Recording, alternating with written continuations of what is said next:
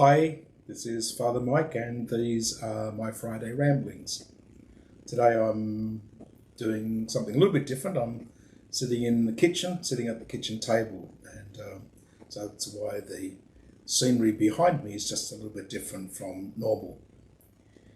This week started off fairly, not intensely, but positively in a sense. Last weekend we had what Americans would call town hall meetings, conversations after Mass that looked at some of the questions that I've been raising in my message series over the previous Eastertide. What's good about our parish, and if we could dream and if we could imagine something better, what might we do to make our parish a better parish, a place where people who don't like going to church like to go? I'm not saying we came up with lots of great answers, but there was some interesting discussion and some challenging presentations and reflections from different of our parishioners. At the moment, I'm still reading through some of them and collating others. I took notes, and so that's part of the process. We've had one series of discussions on Wednesday, and I'll have another series of discussions next Wednesday, and within the next fortnight, hopefully we'll be able to put forward a few suggestions, questions that we might further develop as part of this process. On Monday, I joined with 5 other priests and the Archbishop to celebrate the 200th anniversary of starting of Catholic education in Australia, and I joined with a number of students from Our Lady of St Aloysius School and other schools around the Hobart area to just mark that occasion. It was a good occasion to reflect on what has happened in those 200 years as we went from being just a small school with a few children to becoming one of the biggest educational processes independent of government throughout Australia.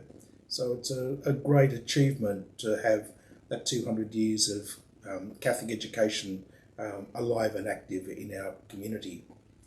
Another step that we took this week was to simply look at some of the questions that we need to address as far as our sacramental program.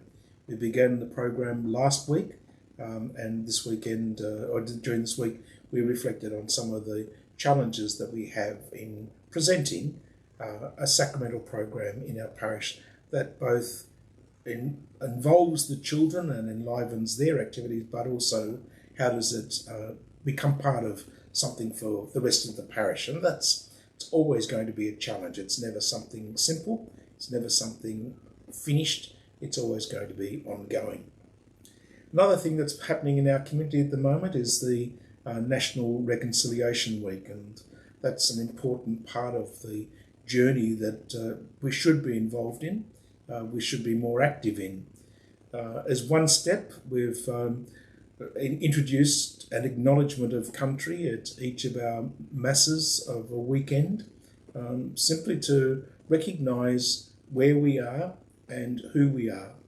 It works in also with Pope Francis and his call to have a 7-year plan for Laudate Si, the statement he made in 2015 that was about care for our common land, the earth, and the challenges that we need to face. So recognising the contribution of our Aboriginal and Torres Strait Islander peoples who for so long protected and cared for the land, that we might learn from them and recognise and acknowledge their role as custodians of the land and how we might make it better. So it's been a busy week, and I hope that you'll be able to join with me in reflecting on some of those things, and especially to be able to take a step forward to heal and to support people in their journey. God bless and take care.